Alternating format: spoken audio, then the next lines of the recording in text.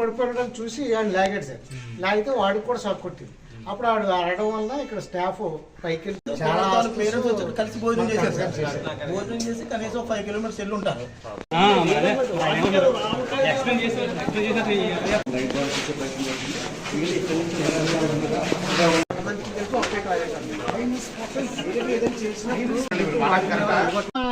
ఏం కాపాడాలంటే మనం వెయిట్ చేస్తామండి. ఇలాగే ఎంప్లాయీని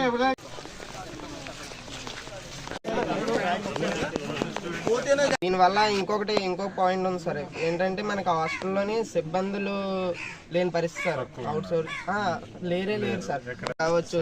ఇవన్నీ ఒకసారి మీరు చెక్ చేసి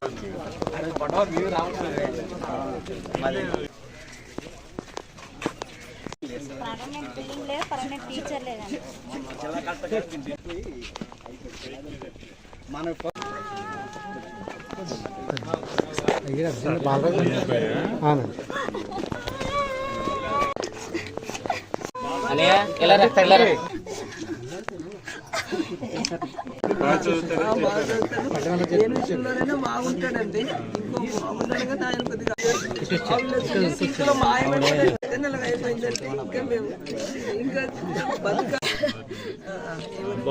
బాబు ఉన్నాడండి.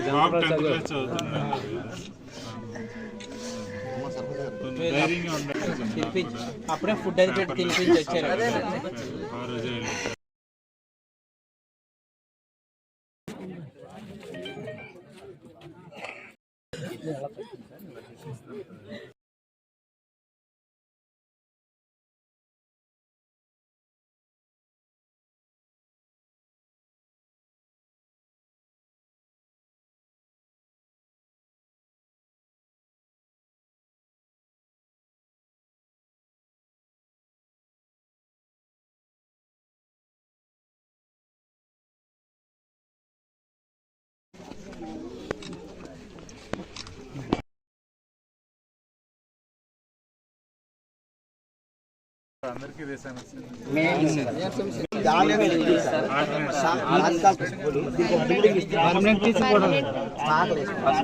రేపు ప్రమాదాలు జరగకుండా తమరు మీద పెద్ద ప్రాబ్లం కాదు. మనకి ఇల్లు పెద్ద ప్రాబ్లం ఏంటంటే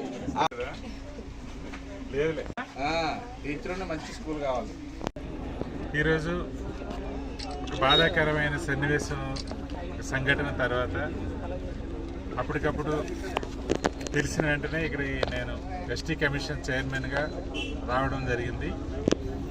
హాస్టల్ని అదేవిధంగా ఈరోజు ఆ కుటుంబ సభ్యుల్ని పరామర్శించడానికి ఈ ఊరు వచ్చాను. గిరిజన గ్రామంలో ఇంత మారుమూలపల్లి నుండి చదువుకోవడానికి అంత దూరం వచ్చి అక్కడ ఎన్నో ఆశలు పెట్టుకొని చదువుకొని పైకి వద్దామని ఆశలు పెట్టుకున్న ఒక చిన్నారి మృత్యువాత పడడం చాలా బాధాకరమైన విషయం. దానివల్ల ఆ కుటుంబానికే కాదు సమాజానికే నష్టం. ఎందుకంటే గిరిజన ప్రాంతాల్లో మొదటి నుండి విద్యా అవకాశాలు తక్కువ, విద్యా వ్యాప్తి తక్కువ, అక్షరాస్యత తక్కువ. దాని నుండి బయటకు తీసుకురావడం కోసమే రాజ్యాంగం అయినా ప్రభుత్వాలైనా కృషి చేస్తున్నాయి. మిగతా సమాజానికి సరిసమానంగా గిరిజన సమూహాలు కూడా నాగరికతగా ముందుకు రావడానికి, అదేవిధంగా విద్య వైద్య అవకాశాలు ఉపాధి అవకాశాలు మెరుగుపరుచుకోవడానికి రాజ్యాంగం ఎన్నో హక్కులు కల్పించింది, రక్షణ కల్పించింది. దాని ప్రకారం ప్రభుత్వాలు చట్టాలు చేస్తున్నాయి, అదేవిధంగా పథకాలు పెడుతున్నాయి. ఇవన్నీ ఏ స్థాయిలో అందుతున్నాయో తెలుసుకోవడానికి కోసం వాటి మీద విధానాలని సమీక్షించడం కోసం కమిషన్ ఏర్పడింది. ఆ కమిషన్ తరఫున మొదటి బాధ్యతగా నేను ఈరోజు ఈ మృత్యువాత పడిన అబ్బాయి తాలూకు కుటుంబాన్ని పరామర్శించడానికి వచ్చాను. చాలా బాధాకరం, చాలా పేదవారు. అదేవిధంగా వాళ్ళ పెద్ద అబ్బాయి కూడా చదువు మధ్యలో ఆపినట్టున్నాడు, 10th క్లాస్ ఫెయిల్ అయ్యి ఉన్నాడు. అబ్బాయిని చదివించమని చెప్పాం. అదేవిధంగా వాళ్ళని ఓదార్చడం ఎవరి తరం కాదు, ఎందుకంటే ఎదుగుతున్న అబ్బాయి చచ్చిపోవడంటే ఎంతో బాధాకరం. ఏదో జబ్బు వల్ల ఇలా కాకుండా ఇలాంటి పరిస్థితుల్లో చచ్చిపోవడం వాళ్ళు జీర్ణించుకోలేకపోతున్నారు. చాలా సహజం.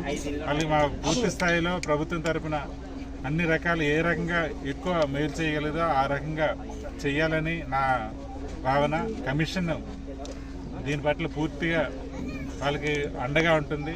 కమిషన్ ప్రభుత్వంతో మాట్లాడి ప్రభుత్వ పై అధికారులతో కూడా మాట్లాడి వాళ్ళకి వీలైనంత సాయం, వాళ్ళు ఉపాధికి లోటు లేకుండా, అదేవిధంగా వాళ్ళు మరింత పిల్లాన్ని చదివించుకునేలాగా, వాళ్ళ కుటుంబం స్థిరపడేలాగా సాయం చేయమని మేము కమిషన్ తరఫున కోరతాం.